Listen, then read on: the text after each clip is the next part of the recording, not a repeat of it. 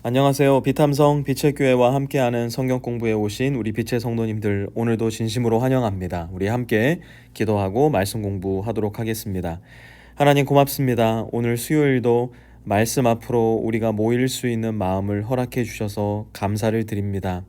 오늘 말씀 속에서 살아계신 하나님을 또다시 발견할 수 있도록 도와주시고, 오늘 말씀 가운데 발견하는 예수님이 누구이신지, 그 예수님께서 무슨 말씀을 하셨는지, 또 무슨 일을 하셨는지, 그것이 오늘 내 삶을 어떻게 움직이고 이끌어 가시는지 분명하게 발견하고, 그 발견으로 인하여 감사하고 기뻐하며 발견한 주님과 함께 동행하는 우리 모든 빛의 성도 되게 하여 주시옵소서. 예수님의 이름으로 기도드렸습니다.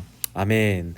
오늘은 마가복음 10장 32절에서 34절까지의 말씀 함께 공부해 보도록 하겠습니다. 늘 언제나 그런 것처럼 15분에서 30분 정도 여러분의 성경 공부, 저와 함께하는 성경 공부 말고 여러분의 성경 공부를 하셨으면 좋겠고요.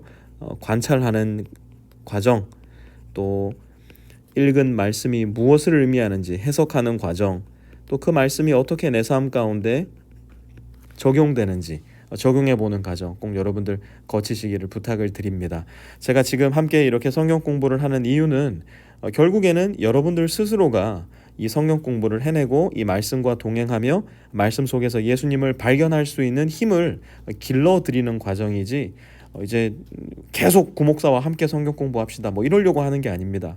여러분 스스로가 말씀 앞에 설 수 있는 사람, 여러분 각자 한 사람 한 사람이 말씀이신 하나님을 만나는 연습을 또 꾸준히 하는 것이 중요하기 때문에 15분에서 30분 꼭 여러분들의 성경 공부 시간을 갖고 30분 뒤에 다시 여러분들 뵙도록 하겠습니다.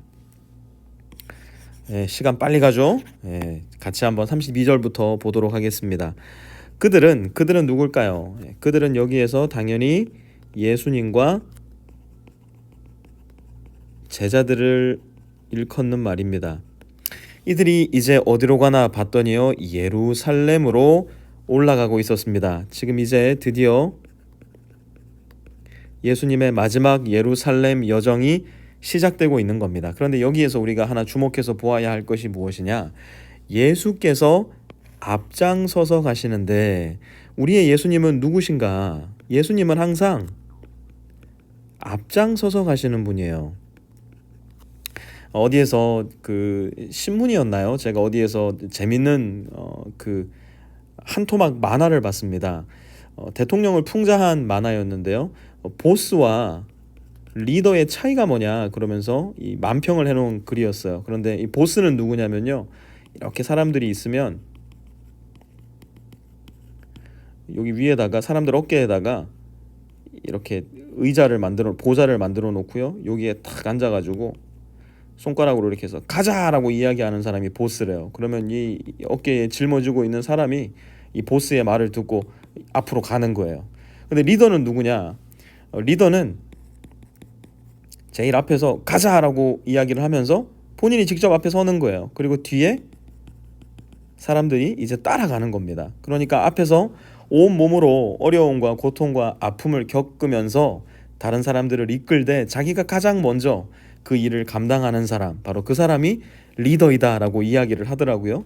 세상 사람들도 너무 기가 막히게 잘 아는 겁니다. 보스와 리더의 차이가 뭐냐? 우리의 예수님은 섬기시는 리더셨어요. 섬기시는 왕이셨어요.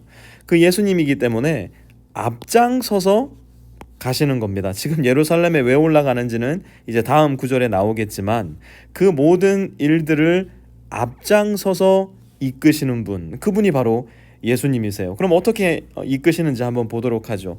제자들은 놀랐으며 뒤따라가는 사람들은 두려워하였다. 예수님과 제자들은 최소한 3번 예루살렘 여정을 함께한 상황이었습니다. 그런데 그동안의 예루살렘 여정은요, 기쁘고 즐겁고 행복하고 가슴에 부푼 꿈을 드디어 그들이 실현해내는 입장에서의 예루살렘 여정이었다면, 지금 예루살렘으로 올라가는 이 여정에 어떻다고요? 제자들은 놀랐으며 두려워하였다. 무언가 이전 예루살렘 여정과는 대단히 다른 무엇인가를 제자들이 발견했던 것 같아요.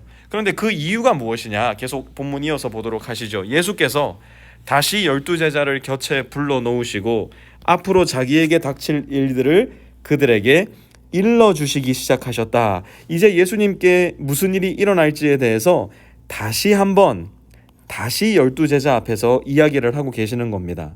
예수님은 이미 제자들에게 여러 차례 반복해서 무슨 일이 예수님에게 일어날지에 대해 가르쳐 주셨어요. 그런데 그럴 때마다 제자들은 어떻게 반응을 하느냐? 모른 채 해요. 이해하지 못한 척 합니다. 물론 이해를 하지 못한 것도 맞아요. 그리고 더 나아가서 무시합니다. 왜요? 예수님께서 하시는 말씀은 자기들의 계획, 자기들의 꿈, 자기들의 비전과는 맞지 않는 내용이었기 때문이에요. 그러면 예수님은 무슨 말씀을 하시는 걸까? 33절 한번 보세요. 보아라, 우리는 예루살렘으로 올라가고 있다. 인자가 대제사장들과 율법학자들에게 넘어갈 것이다. 먼저 넘어갈 거래요. 여기서 넘어간다는 말은 법률적인 용어이기도 하고요. 팔아넘긴다고 이야기할 때 그렇게 넘어가는 용어이기도 합니다. 그러니까 법적으로도 대제사장들과 율법학자들이 예수님을 공경에 빠뜨릴 것이고, 마치 노예가 팔려가듯이 지금 대제사장들과 율법학자들이 그렇게 예수님을 어딘가로 넘길 것이라는 겁니다. 그리고 봤더니요, 그들은 인자에게 사형을 선고하고, 아니 정말 듣기만 해도 무서운 이야기가 나옵니다. 종교 지도자들이 유대인들의 리더가 예수님을 죽게 만든다는 거예요. 더 나아가 이방 사람들에게 넘겨줄 것이다. 유대인들 선에서 해결하는 것도 아니고 이방 사람들에게 넘겨버리는 끔찍한 일이 예수님께 일어난다고 말하고 있는 겁니다. 34절 또 보면요, 그리고 이방 사람들은 인자를 조롱하고 침뱉고 채찍질하고 죽일 것이다. 완전히 사당 콤보가 나오는 겁니다. 가장 비천하고 가장 악랄한 죄인들에게 했던 행동, 조롱하고 침뱉고 채찍질하고 죽일 것, 곧 십자가에서의 죽음. 왜요? 십자가에서의 죽음은 바로 십자가에 못 박는 게 아니라 조롱하고 침뱉고 채찍질 당하는 사전의 형벌들이 주어졌었기 때문이에요. 지금 제자들은 예수님이 십자가의 죽으심을 이야기하고 있다는 것을 잘 알고 있었어요. 그리고 전혀 이해되지 않는 이야기, 그러나 그는 사흘 후에 살아날 것이다. 제자들이 한 번도 듣도 보도 못했던 이야기를 예수님이 하고 계시는 겁니다. 예수님은 분명히 그들의 메시아, 곧 로마 왕국을 무너뜨리고 로마 엠퍼러보다 더 높은 왕이 되셔야 되는데, 예수님은 가장 악랄하고 가장 비천한 죄인이 겪어야 할 십자가의 죽음을 말씀하고 계세요. 유대인들은 예수님이 가장 높은 제국의 통치자가 되어서 그들도 높은 사람 돼보는 계획을 꿈꿨고 그러한 비전을 마음속에 품었는데, 예수님은 초롱당하고 침뱉음 당하고 채찍질 당하고 결국은 십자가에 죽임 당할 것이라 말씀하고 계세요. 그리고 전혀 이해되지 않는 사흘 후에 살아날 거라고 예수님은 말씀하고 계세요. 예수님의 계획과 제자들의 계획은 무엇이 달랐던 것일까요? 예수님의 계획은 말씀의 근거에 있었어요. 여러분, 예수님의 이 죽으심은요, 구약 성경에서 계속해서 되풀이되어 예언되었던 말씀이에요. 심지어 예수님의 부활 역시도 구약 성서에서 예언자들을 통하여, 선지자들을 통하여, 심지어 다윗을 통하여서 계속하여 반복되었던 하나님의 계시된 말씀이었어요. 지금 예수님은 하나님의 말씀과 하나님의 계획을 따라 움직이고 있었던 것이고요, 제자들은요, 다시 한번 말씀드리지만 그들의 계획과 꿈과 비전을 따라 움직이고 있었던 것이에요. 예수님은 앞장서서 가시되 하나님의 말씀과 하나님의 계획을 따라 앞장서서 가시기 때문에 죽음을 이야기하고 계시면서도 그 안에는 어떠한 두려움과 공포의 흔적이 보이지가 않아요. 그러나 제자들은 그들의 마음속에 스스로 만들어낸 계획과 꿈과 비전을 쫓아갔던 사람들이었기 때문에 놀라고 두려워하는 사람들로 오늘 말씀 가운데 비추어집니다. 오늘 말씀 가운데 만나는 예수님은 하나님의 말씀과 계획을 따라 앞장서서 우리를 이끄시는 분이세요.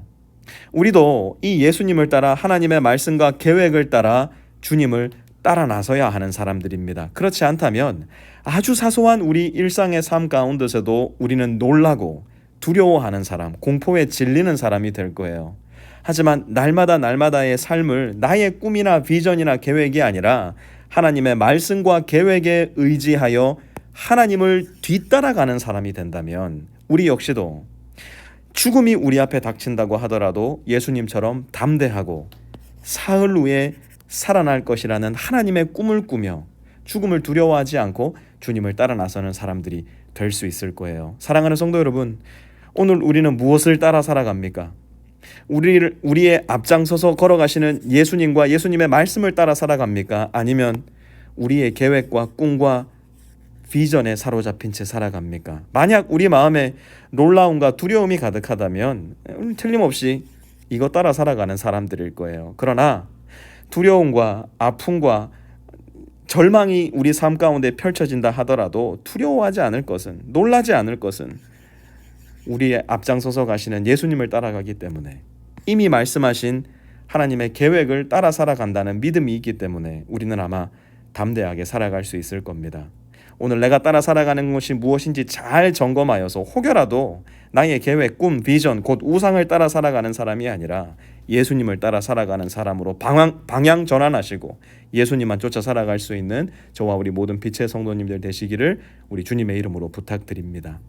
주님 감사합니다. 우리를 위해서 예루살렘 그리고 성박 골고다 언덕 십자가에 올라가신 주님을 다시 한번 기억합니다. 그리고 그 죽음이 끝이 아닌 부활의 생명으로 다시 우리를 만나주신 주님을 기억합니다. 이렇게 우리를 위해 죽으시고 부활하신 예수님, 하나님의 말씀과 하나님의 계획을 따라 사신 예수님을 오늘도 쫓아 살아갈 수 있는 우리가 되게 하여 주시고, 우리를 죽음으로 내모는 분이 아니라 결국 생명으로 이끄시는 예수님을 믿음으로 말미암아 죽음과 생명을 먼저 겪고 우리 앞서가신 그 예수님 따라 살아가는 오늘 하루 우리 모든 빛의 성도들의 삶이 될 수 있도록 주님 역사하여 주시옵소서. 예수님의 이름으로 기도드렸습니다. 아멘.